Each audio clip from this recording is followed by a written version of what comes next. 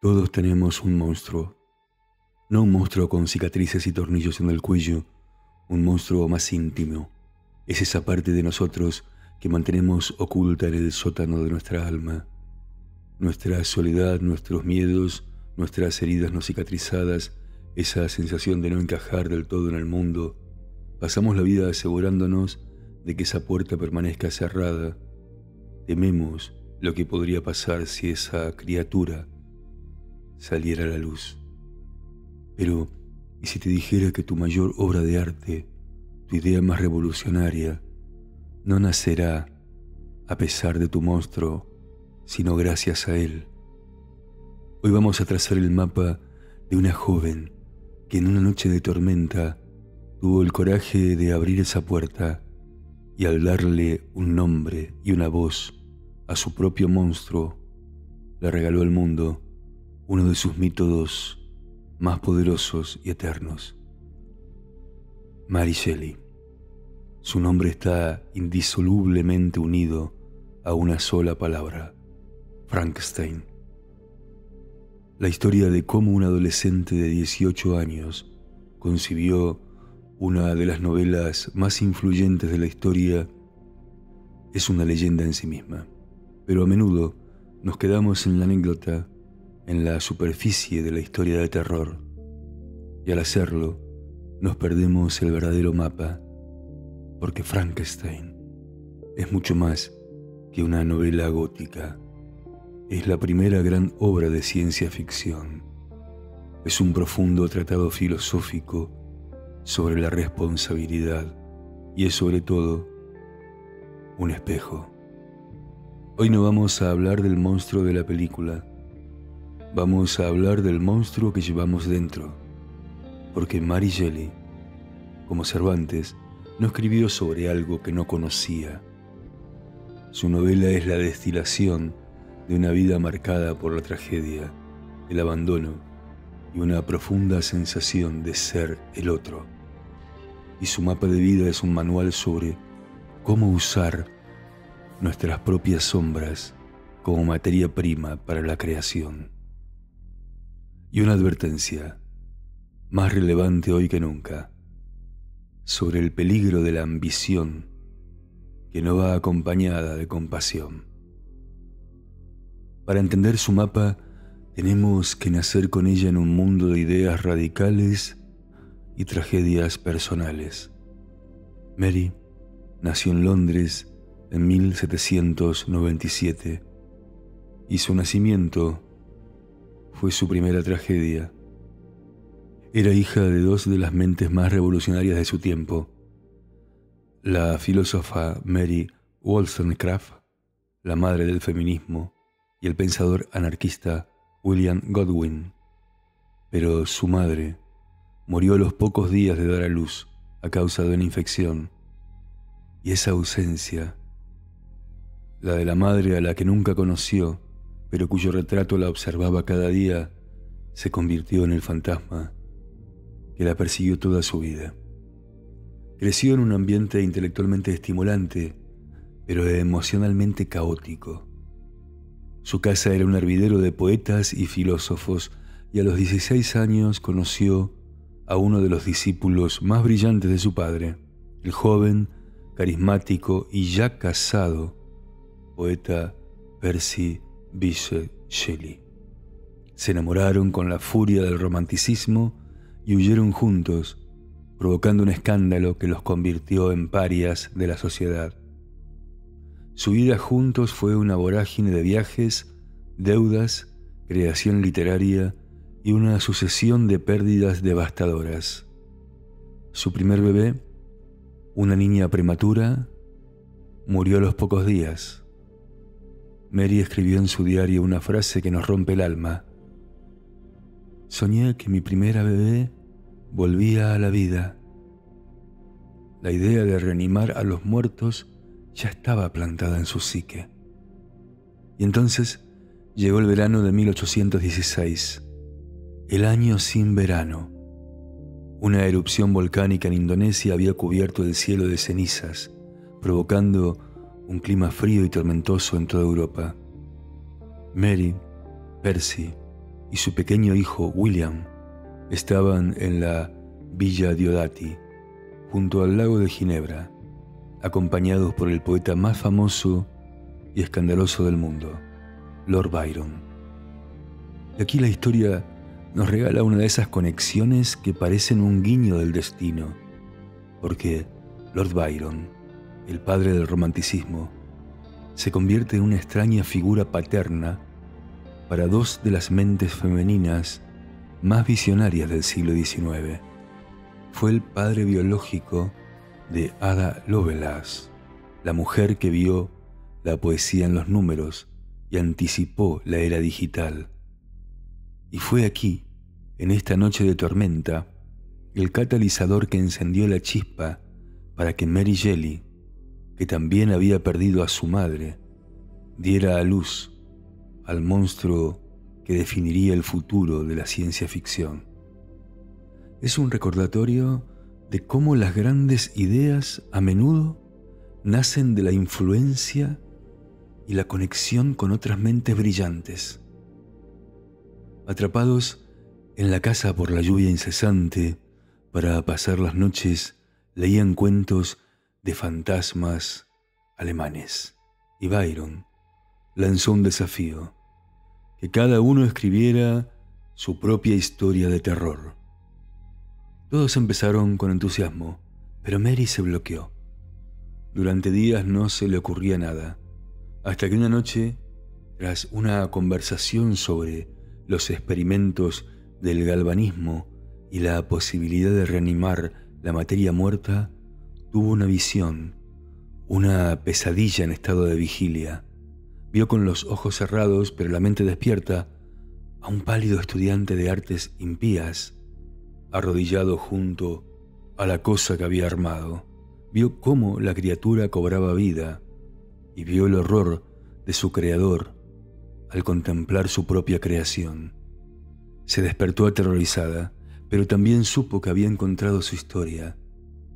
Y esa historia, nacida de una pesadilla en una noche de tormenta, se convertiría en Frankenstein o el moderno Prometeo. La primera lección del mapa de Mary Shelley es quizás la más valiente. Nos enseña a no huir de nuestras sombras, sino a sentarnos con ellas y preguntarles su nombre. Frankenstein no es solo una historia que se le ocurrió, es la autobiografía de su alma. La novela está impregnada de sus propios monstruos. El monstruo sin madre es ella misma, la niña que creció bajo el retrato de una madre a la que nunca conoció. El anhelo desesperado de la criatura por ser amada y aceptada es el eco de su propia soledad como paria social, y el horror de Víctor Frankenstein al ver su creación es, quizás, un reflejo del propio miedo de Mary a su capacidad de crear tanto vida como historias. Su monstruo es una versión de la sombra junguiana, es la encarnación de todo lo que reprimimos, de todo lo que nos asusta de nosotros mismos. Y Mary nos enseña que el único camino para la sanación no es matar al monstruo, sino escucharlo, darle una voz, entender su dolor. Y aquí vemos un patrón, una veta consistente que recorre los mapas de los grandes creadores, desde Frida Kahlo pintando su cuerpo roto hasta Beethoven componiendo desde su silencio. El arte más potente no nace de la superficie soleada de la vida, nace de tener el coraje de bajar al sótano. La práctica que nos propone es un diálogo con el monstruo. No tienes que escribir una novela, identifica una de tus sombras, un miedo recurrente, una inseguridad profunda, una tristeza que no entiendes, y dale una forma, dibújala, aunque sea un garabato. Escribe un pequeño monólogo desde su punto de vista. ¿Qué diría si pudiera hablar? No se trata de encontrar una solución, se trata de iniciar una conversación. Porque en el momento en el que empiezas a escuchar a tu monstruo, deja de ser un monstruo y se convierte en una parte de ti que necesita ser atendida. La segunda lección de su mapa es la que la convierte en una de las pensadoras más proféticas de la historia. Nos obliga a hacernos la pregunta más importante de nuestro tiempo. ¿Solo porque podemos hacer algo significa que debemos hacerlo? La tragedia central de Frankenstein no es la creación de la vida, es el abandono. Víctor Frankenstein, en su soberbia, juega a ser Dios, pero en el momento en que su creación abre los ojos, él, horrorizado por su aspecto, huye. Y es ese abandono, esa falta de amor y de guía, lo que convierte a la criatura que nació inocente en un monstruo vengativo. Mary Shelley, como Ada Lovelace, fue una visionaria, pero mientras Lovelace vio la promesa de la tecnología, Shelley vio su peligro. Vio que una ciencia sin compasión, una ambición sin responsabilidad, solo puede engendrar catástrofes. Y esta advertencia, escrita hace más de 200 años, es hoy más relevante que nunca. Vivimos en la era del transhumanismo incipiente, de la inteligencia artificial, de la ingeniería genética, y la pregunta de Mary resuena en cada laboratorio, en cada sala de juntas. ¿Quién se hace responsable de las criaturas que estamos trayendo al mundo? ¿Estamos pensando en las consecuencias éticas y emocionales de nuestras creaciones o solo en su poder y rentabilidad? La lección es un llamado a la conciencia del Creador y se aplica a todo lo que hacemos. La práctica es simple pero poderosa. Antes de lanzar cualquier criatura al mundo, un proyecto, un producto, una empresa, incluso un simple tweet, detente y hazte la pregunta de Frankenstein. ¿Estoy preparado para amar y cuidar de esto, incluso si no resulta como yo esperaba? La verdadera creación no termina cuando la obra está hecha. Empieza en ese momento, porque toda creación es en el fondo una paternidad, y la primera obligación de un padre es no abandonar a su hijo. Finalmente, el mapa de Mary Shelley demuestra uno de nuestros mitos más queridos y paralizantes, el del genio solitario que recibe un rayo de inspiración divina. Frankenstein, una de las ideas más originales de la historia, no nació en el aislamiento, nació en una casa llena de gente, de libros, de conversaciones y de un espíritu de juego. Imagina esa escena en la Villa Diodati. No es un laboratorio solemne, es un grupo de jóvenes brillantes y rebeldes atrapados por la lluvia, leyendo historias de terror para asustarse unos a otros. Hablan de filosofía, de ciencia, de poesía, y en medio de esa sopa de ideas, Byron lanza un desafío, una competición amistosa. La idea de Mary no surgió de la nada, surgió de la fricción intelectual, surgió de las conversaciones sobre el galvanismo, de la lectura de los poetas románticos, de la energía creativa de sus compañeros. Esta lección es un recordatorio vital de que la creatividad no es un acto solitario, es un acto social. Nos nutrimos de las ideas de los demás, nos inspiramos en sus obras, nos desafiamos mutuamente. Como hemos visto con otros grandes creadores, la idea de la autoría pura es una fantasía. Toda creación es una colaboración, un diálogo con el pasado y con nuestros contemporáneos. La práctica que nos propone es la de crear tu propia Villa Diodati. No necesitas un lago en Suiza. Crea un pequeño círculo de confianza. Pueden ser 2 o 3 personas con quienes puedas compartir tus ideas más locas y embrionarias sin miedo al juicio.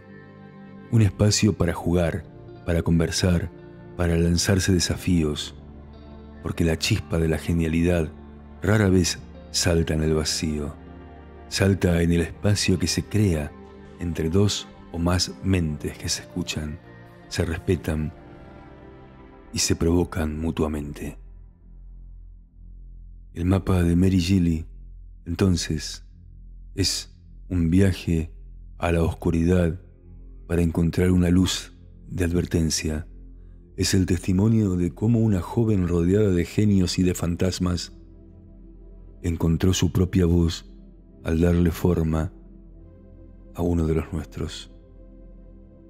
Y sus 3 direcciones son la brújula para cualquier creador en el siglo XXI. Primero, dialoga con tus monstruos. No escondas tus sombras, úsalas como tu material más preciado. En tus heridas se esconde tu voz más auténtica. Segundo, asume la responsabilidad de tus creaciones. Antes de dar vida a cualquier cosa, pregúntate si estás dispuesto a amarla y guiarla. La ambición sin compasión es la receta para el desastre. Y tercero, busca tu tormenta y tu conversación. No esperes la inspiración en soledad.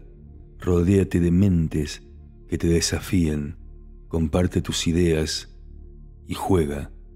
La creación es un eco que necesita otras voces para resonar.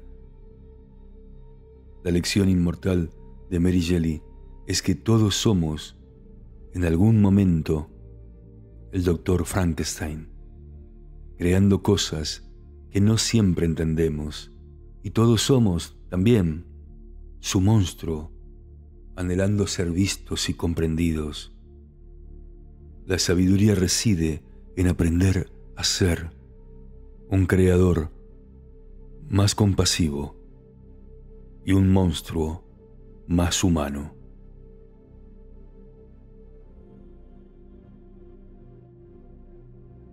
Gracias por explorar este mapa con nosotros. En Mapas de Vida creemos que la historia no es un museo de hechos polvorientos, sino una biblioteca de sabiduría viva, con herramientas para tu presente. Si te ha inspirado, suscríbete para no perderte el próximo viaje. Y como siempre, si sientes que es el momento de pasar de la inspiración a la acción, he preparado un recurso especial para ti en la descripción. Hasta el próximo mapa.